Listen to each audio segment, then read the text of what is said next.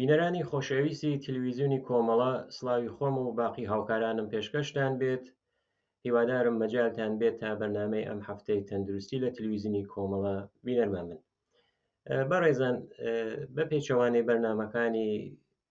پێشووترمان کە زۆرتر لەسەر شویاتێکی تازە، تاقیقات و متاڵعاتێکی تازە یا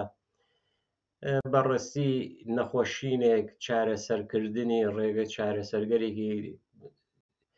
تازەتر کە دۆزرابێتنەوە، بەرنامەی ئەم جارەمان جیاوازە لەگەڵ ئەو بەرنامەگەرەوە. ژیان ئینسانێک کە پزیشکە، بەڵام لە ئەو زانستە لەو عیلمەی کە هەیەی فقط بۆ مەنافعی شخصی خۆی کەڵکی وەرنەگرتووە، بەڵکو بۆ چارەسەرکردنی نەخۆشیگەرێکی سەختەویش لە بواری دڵە یا قەلب و ئوروقە خزمەتی کردووە. دیارە ئەو خزمەتانە کە لە درێژەی بەرنامەکە ئێمە باسیەکەین، حتمما شارەی پێەکەین چه کارگەرێکی کردووە. مەبەست لەو بەرنامەشە ئەوەیە کە ئەم مرۆڤە بەڕاستی ئەگەر خۆی دیارە کەسێکی چینیە، عزوی حیزبی کۆمونیستی چینیشە، بەڵام ئەگەر عزو ئەو حیزبیشە نەبووایی لە وڵاتێکی تریشە بوایت و بەڵام کارێکی ئۆمانیستی بۆ مرۆڤایەتی بوایت، بۆ مەعامڵە نەبوویت، بۆ مەعامڵە یانێ من ئەو کاراکەم بۆ ڕزای کەسێکە و کەسە لێم ڕازی بێت، ئەوە بە دڵنیاییەوە ژیانی کەسانێکی وە کە لە خزمەتی ئەو علمیانە لە خزمەتی بەشەریە دەدانن، ئێمە حتمما بڵاومان نەکردەوە. بەڵام ئەم پزیشکە پزیشکێکی دڵە کە خزمەتگەرێکی زۆری کردووە، جیا لەوەی کە خزمەتی کردووە بە مرۆڤایەتی، بە چینێکی هەژار و فەقیر یا بۆ مناڵانێکە بێسەرپەرستن، دایک و باوکیان نییە، جەڕاحیگەرێکی ڕایەگانی دڵی بۆیان کردووە. ئەوەیە کە خۆیشی کەمێک لەباری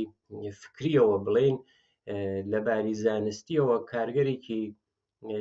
زیاتر لەو حەدیشە ئەنجام داوە. بۆ نمونە کە ئەیبینین پەیوەندی قەلبی ئەنجام داوە لەسەر یەکدانە حەیوان کە کاتی خۆی ماوەیەکی زۆر ئەو حەیوانە ماوەتەوە ڕکۆردێکی جیهانی شکاندووە. هەر ناوی لیو شیاوپینگە ئەو خزمەتگەرە کە کردوویە بەتایبەت لەباری ڕکۆردەکانەوە، یعنی لە بیمارستانێکی تا حدودێ دوور بە مرکزی یا پایتەختی وڵاتی چینەوە، ئەو کارە گەورەگەرە کە ئەو کردوویە حتا دەنگدانەوەی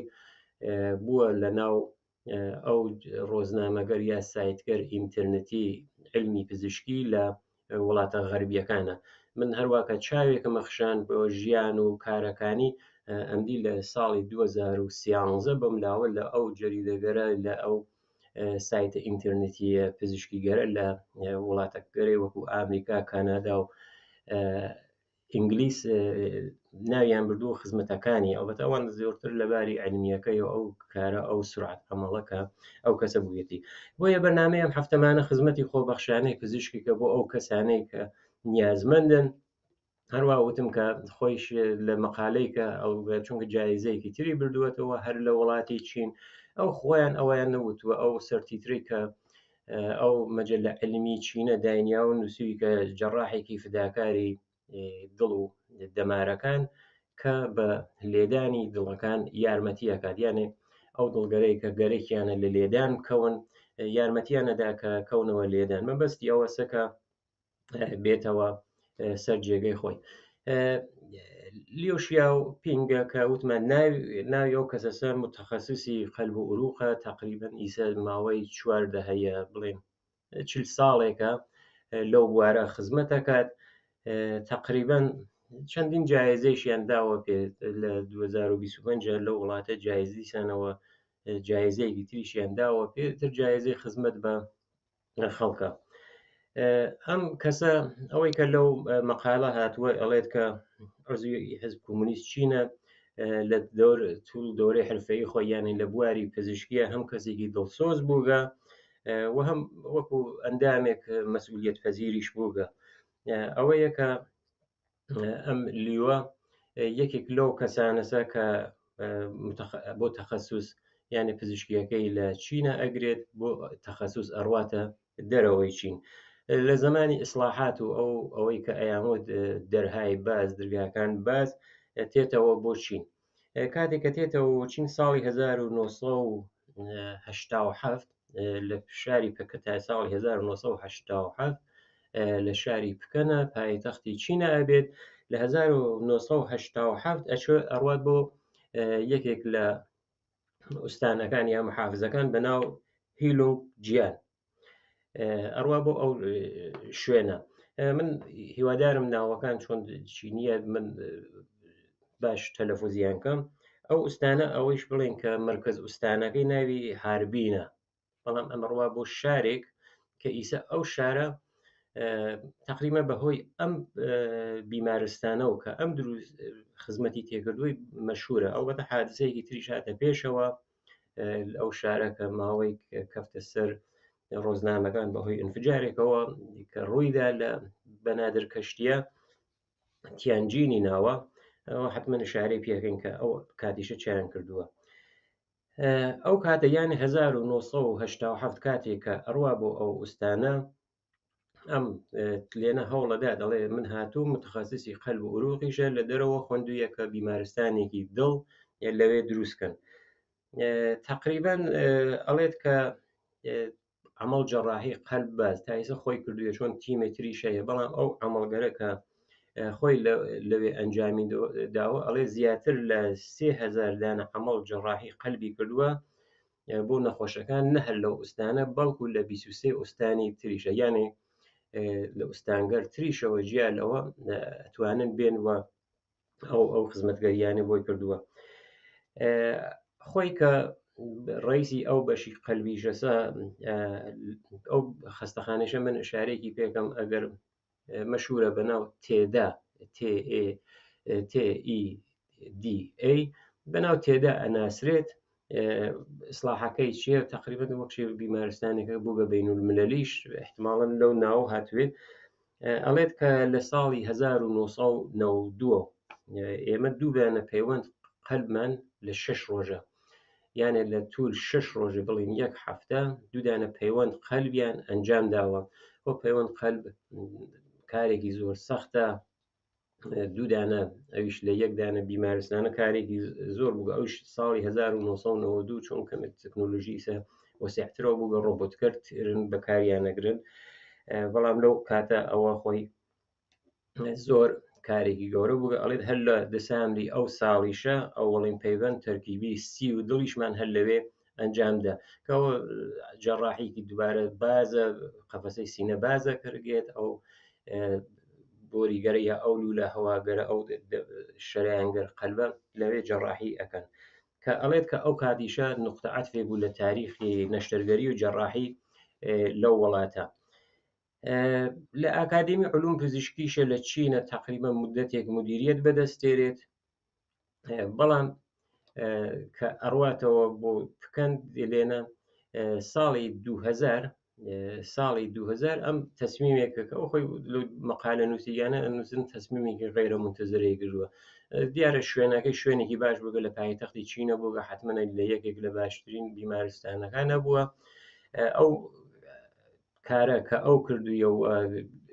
حیرەتەنگیز بووگە بۆیان ئەوە بووگە کە لە ئەو سمەت خۆیە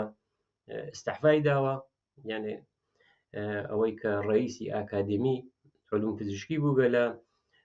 وڵاتی چینە لەو کارە استەحفای داگا ئەڕواتە ئەو بیمارستانە کە بەناوتمان تێدا TEDA ئەناسرێت ئەوە دروستکە لە منتەقەکەیشی ناوی تیانجینە کە ئەو زمانە ئەیانوت لە حاڵ تەوسعە بووگە. من بۆ بینەران خۆشەویست بێژم تیانجین ئەو کاتە منتەقەی بوو خەریک و تەوسعانەدا، بەڵام بیزە یەکێک لە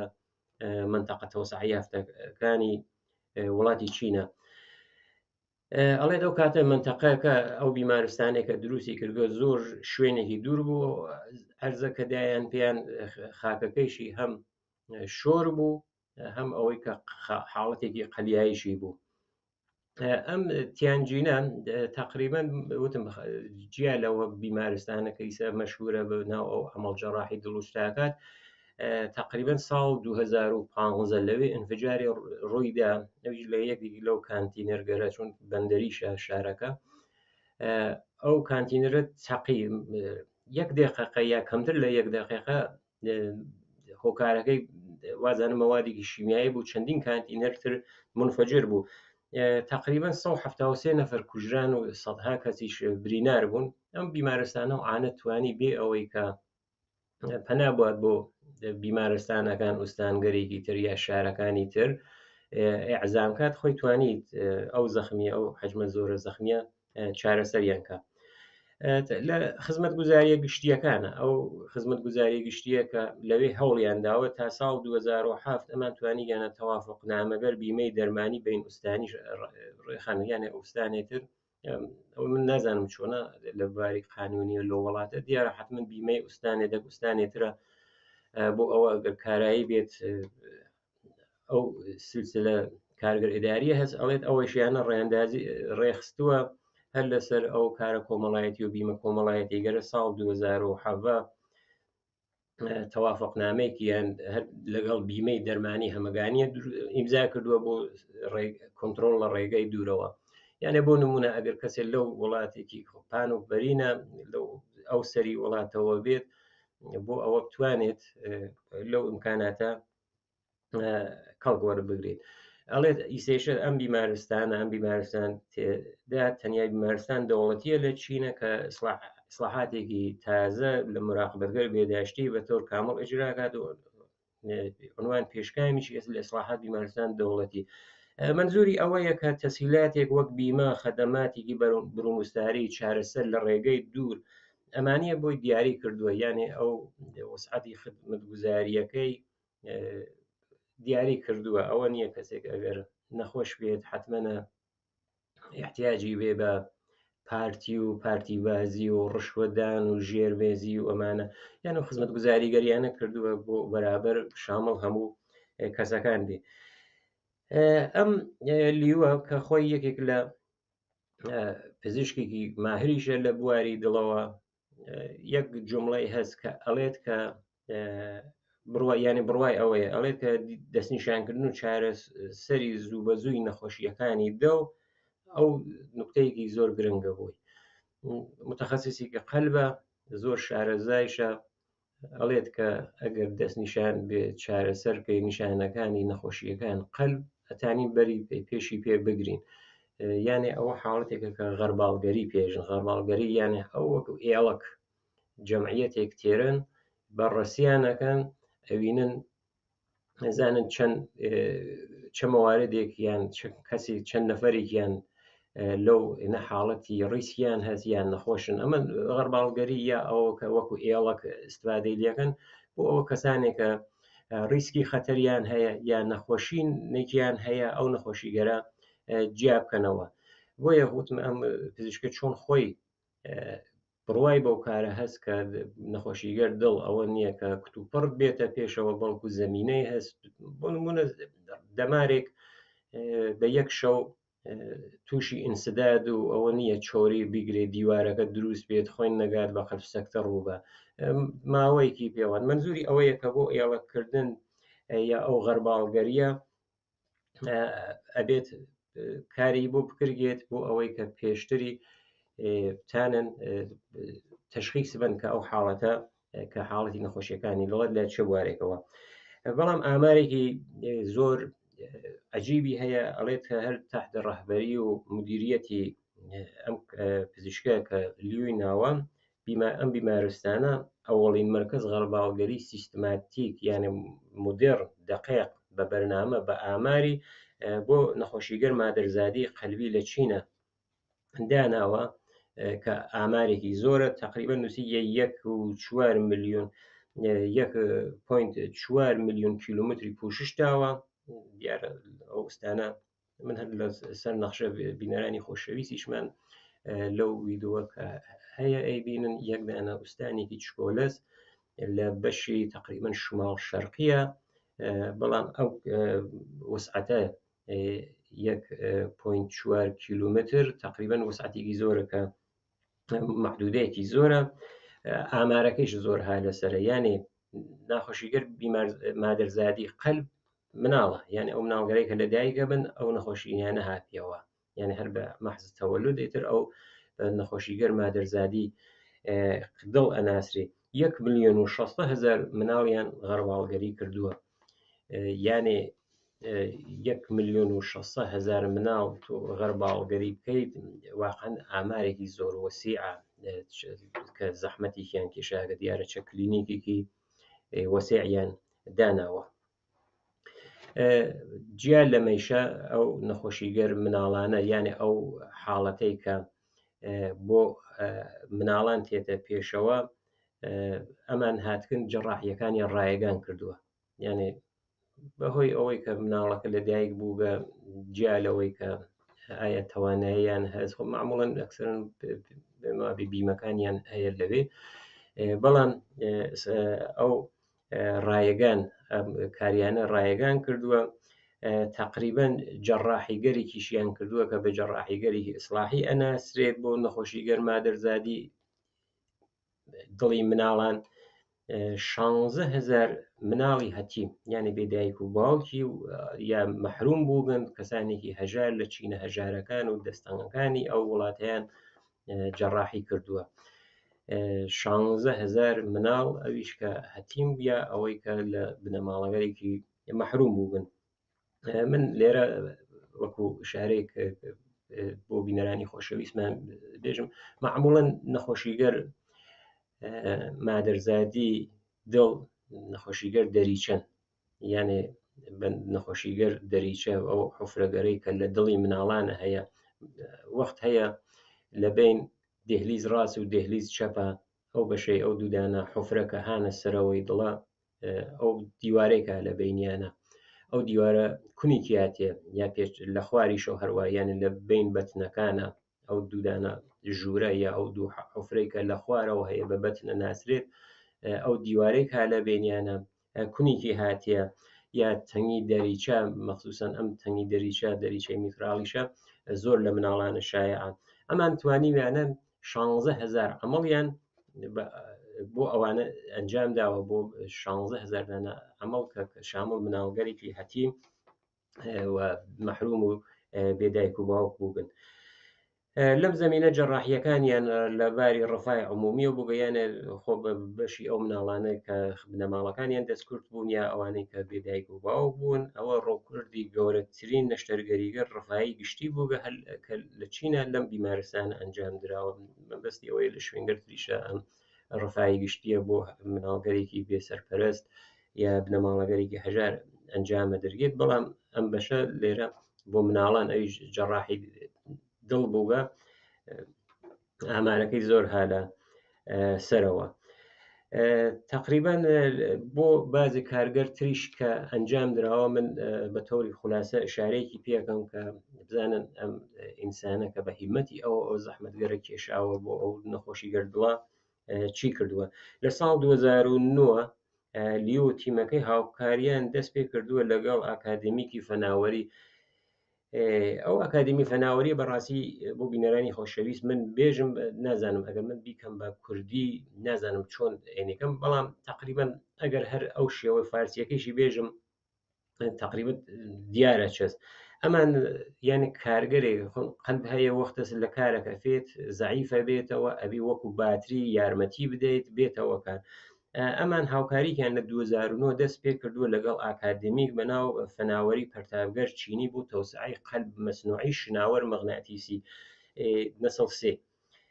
ئەوەی کە من ئەرزخەمەتانکەم ئەم قەلب مەسنوعی شناوەرە چییە ئەوەکە دەستکاسیانە دەستگایەکی پزیشکیە کە دا ئەنرگی لە دڵە یارمەتیەدا بە پۆمپاژی خوێن یعنی ئەو ئەگەر قەلب زەعیفە بوێتەوە بە حاڵەتێکی خاو وەختێ ئەو زەرەبان خوێن ناگەینێ بە شوێنگەرترە ئەوەیە کە ئەو یارمەتیەدات کە ئەم دەستگا کە هەم پۆمپاژی خۆی نەکات دەستگایەکە کە ئەتانی بڵین جایگوزین قەلب تەبیعیە و لە بازی مەواردە کە ناتوانم پەیوەندی دڵکەن ئەمە ئایسە تەنیا مۆردێکە چون پەیوەند دڵ تایسە 100% ئەنجام دراوە چەند جارێک بەڵام ئاخرین نمونەی چەند ساڵ لەمەوبەر بوو ئەو کەسە توانی چەند مانگزین و بمێنێت بەڵام ئەتانێت جایگوزین پەیوەندی پێ لە ساڵی 2013 ئەمان مەڕێکیان هاور هەر ناو مەڕاکەش ناو استانەکەیان یا سەریە بە ناو تیانجۆ بۆ تاقیقات پەیوەندی دڵ یا ئەو زەرعی دڵیان بۆی کرد ئەو کاتە 2013 ئەم حیوانە کە پەیوەندی دڵیان بۆی کرد 120 ڕۆژ زیینومە، یعنی ئەو کاتە ئامار ڕکۆردێکی زۆر گەورە بوو. ساڵ 2022 دیسانەوە قەلب مەسنوعیتیان دروست کرد کە بەناو قەلبی موشکی یا قەلب ڕاکتیک ئەناسێت لەوێ لێنە تقریبا تایسە گیان 200 نەفریان لە مەرگ نجات داوە. من بۆ بینەرانی خۆشەویستەوەیشە بێژم کە ئەم قەلب موشکی یا ڕاداریە تقریبا سیستمێکە مثلەن بۆ مندایان ناوە دیار نییە بۆ لێ بەها لە دەرەوەی نییە ناوە یانی لە ژێر پێسە ها لە دەرەوە دەستگایەکەی تر وەسڵەوێت وەکو ئین ئەوە بە قەلبی موشکی ئەناسرێت تقریبا سیستمەکەی ژێر وەکو ڕاکت و موشک و ئەمانەسە کە لە منبعێکەوە کە ئەو سوختە یا ئەو ئەنرژی ئەڕوات کە یارمەتی ئەدا بە حرەکەت. خۆش ێژێژە تعهودم بۆ نجات ئینسانگەر فراتر لە بیمارستان بووگە. لە ساڵی 2023 کاتێکە ئەڕوا بۆ سیمینارێک لە یەکێک لەو ئوستانگەرە کە ئوستانێکە بەناو ئوستانێکی خودمختار بەناو سینکیانگ ئویغور لەوێ سیمینارێکی ئەبێت ئەوەی کە لەم نووسراوە کاتێککە تێتەوە ڕووبەکەکان لەوێ متوەجی ئەبێ کە خانمێک کە زۆریش قەڵەوە وەزنی ها لە سەرەوە حاڵەتێکی عەجیبی هەیە ئەمەزانێت کە نەبزی ها لەسەرەوە یانی لێدانی دڵی ها لەسەرەوە شینەوە بووەتەوە ئەو خانمە ئەزانێت کە فشارێکی چووگە سەرەوە یان ئێڵێ کە نەبزیم گر لێدانەکەی دڵی 120 بووی لە یەک دقیقە زۆر ها لەسەرەوە. شتێکە جالب بوو من هەر بیریشم لێ کردەوە ئەوەسە کە چون قەڵەوە بێ ئەو کیسەی فشار خوێنە ئەو کافە لە دەور باڵ ئەو خانمە ناتوانێت جێگە بکاتەوە بە کەمەربەند ئەو کەمەربەنەوە بە کەمەربەند ئیمەنی ئەناسرێت ئەو بەو کەمەربەنە ئەو کافیە لە دەور ئەو دەست ئەو خانمە نگا هێشکە فشار خوێنەکەی گرد و فشار خوێنەکەیشی کە گردو 22 لەسەر 12 بوو معموڵەن خۆمان نێژین 22 لەسەر 12 220 لەسەر 120 بوو یعنی فشار 22 بەڵامتر لە دەواگەرێک کە لە جعبەی کومەگەر ئەوڵیە بووگە خۆی نێتوانی بۆ حتمما ناهۆ تیارەکە ئەو دەواگەرە بووگە ئەو کەسیە ڕزگار کردووە لەوەی کە هەمەوە کە تەزریق ئەو دەواگەریە پێ کردووە تنیانی پێداوە پێ وتویە پێ هیچ نیگەران مەبە لێرە ئەوە من هام بەلایتووە و تویش هایتە ئەمانە. ئەگەر وەکو ئاخرین مۆردیش من شارێکی پێکەم لەم ساڵگەر ئاخرەدا لیو لە ڕسانەگەر ئیجتماعی کەڵک وەرەگرێت لە پلاتفۆرمگەرێک وەکو تیکتاک بۆ ئشتراک دانانی دانشی پزیشکی خۆی لە نەخۆشیگەر قەلب و عروق ئیستفاداکە. واقعا ئینسانێکی فەداکار بووگە ئەگەر لەو کورتەوی دۆی گەرە یەک دانە سەحنەی جەڕاحی هەیە ئەو لە پێشەوە دوو کەس بێساون ئەوەی کە باڵای بچکترە باڵای کورتترە ئەوە هەر لیوە لە شوێنێترەوە ئەوەی کە مناڵێکەدا کە ها لە باوەشی دایکە کە جەڕاحی دڵی بۆی کردووە ئەویش هەر لیوە کە یەکێک لەو ئینسانگەرەسە کە زەحمەتی کێشاوە. لێرە ژێگەی خۆیە کە بەرنمەکەمان بە وتەیەک لە لیو بە کۆتایی بێرین هیوادارین کە لە کۆمەڵگای ئێمەش پزیشک و پزیشکیارانێکە پەیابن کە وەک ئەو دانشی پزیشکی خۆیان لە خزمەتی بەشەریەتە دابنن هەروە ئەزانین کە ئەو وەزعیەتەی کە لە ئێرانە هەیە چون سیستمەکە سیستم حکوومەتیەکەی ئاوا گەندەڵە فاسدە ئێمە خەبەرگەرێکە ژنەوین ئەزانین کە هەموو جامعەی پزیشکی ئەوەیە کە ژێرمێزی پێش عەمەڵ شیرینی دوای عەمەڵ ئەمانە یانێک لە کۆمەڵگایەکە کە وەکو کۆمەڵگای ئیسلامی ئێران بێت ئەوە شتێکی عەجیب نییە بەڵام ئەوەی کە ئەم شتانە نەمێنێت یانە پزیشکێک پێشەوە کە کەسێک احتیاجی هەیە بۆ جەڕاحیەکەی ئەزانین خەوەرەکان ئەگەیت بەدەستمان پێشەکی ئەبێت حەقدەسێکی بۆ بسێنێ ژێرمێزیکی لێ بسێنێ دوای عەمەڵەکەشی شیرینی کە پولگەرێک مەبلەغگەرێکی عەجیب و غەریبن بۆ وەزعیەتی اقتصادیە کە لەو وڵاتە هەیە زۆر سەختە. هیواداری نمونونەکانی لیو زۆرتر بێنەوە. من ئەڕۆمە سەر ئەوەی کە وەکو ئاخرین بەشی بەرنمەکەی ئەم هەفتەمانە من ئەم جوڵەکە لیو شیاپینگ کە ئەم جەڕاحە فداکارەسە کە خۆی لە خزمەتی مرۆڤایەتی تەرخان کردووە ئەڵێت کە چە لە ئازمایشگا چە لە کلینیک من میلمە مەسە کە لە هەر زەڕەیەک لە ئەنێرژیم بۆ یارمەتی بە نیازمەندان کەڵوەربگرم و استفادەی لێ بکەم. یعنی ئەم وتەیەکی ئەو پزیشکە بەڕێزەسە کە ئەڵێت کە لە هەر ئەنێرژیکم کە یعنی یەک زەڕە ئەنێرژی لە وجودم بۆ یارمەتی بە نیازمەندان بێت کەڵکی لێوەربگرم و استفادەی لێکەم. بینەرانی خۆشەویست، لێرە هاتینە کۆتایی ئەم بەرنامەیشمانە تا دیدارێکی تر ژیانێکی پڕ لە تەندروستی بۆ هەموو ئێوە خۆشەویستە.